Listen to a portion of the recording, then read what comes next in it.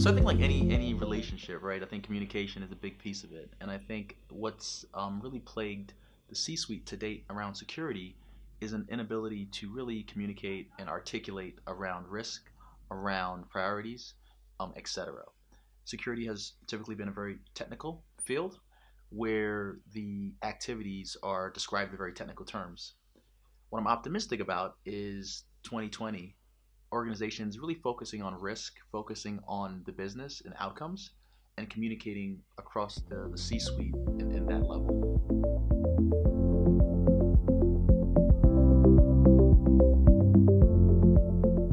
Well, I think there's more visibility. Even if the role doesn't change, there's more visibility where the board and the other C-suite members are keenly interested in security and its impact on the business. And I think what CISOs can do to really increase their influence is start really communicating the way the business communicates. So instead of talking about patch management, instead of talking about perhaps antivirus signatures, really start talking about the business and security in the same context. Talk about risk, talk about outcomes, talk about objectives, and technologies around security validation, which is a category that FireEye Veridian leads, helps organizations really translate the technical component into the business side of things.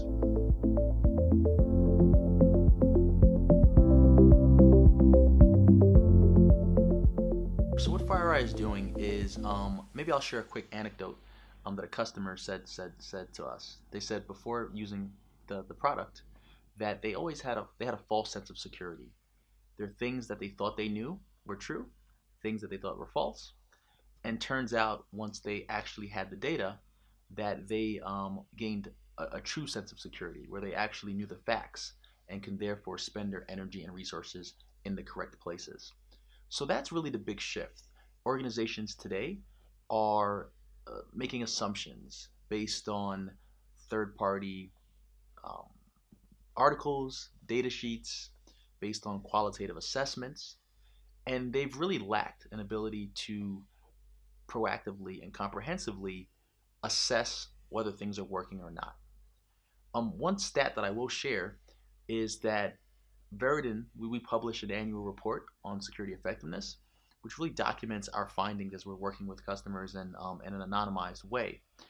And one stat that jumped out to me is that 80% of security products are actually deployed in their default factory settings, meaning that no one has actually taken the time to tune the product to the environment, add appropriate modifications or integrations, etc.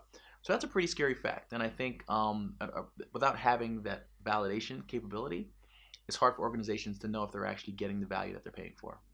Yes, I think a number of forces will demand this, and we're already seeing it with a number of customers. So the first side is, I would say, threat-based. As we see just the variety of attackers that are operating, where we see the types of attacks becoming more prevalent, we're seeing a lot of interest from the C-suite to know, are we safe? Are we secure? Could this particular attack have happened to us? So that pressure is happening. The other pressure that we see taking place is on the financial side. So many organizations, particularly in growing sectors and resource-rich sectors, but even across the board, are spending a lot of money on security. But when the head of finance asks them a simple question, are we getting what we're paying for? How do we know what we bought last year is actually giving us results? They're really struggling to answer that. So 2020 is really the year where these forces come together, and CISOs spend more time automating how they assess their security effectiveness and leveraging that in responses to both of these parties.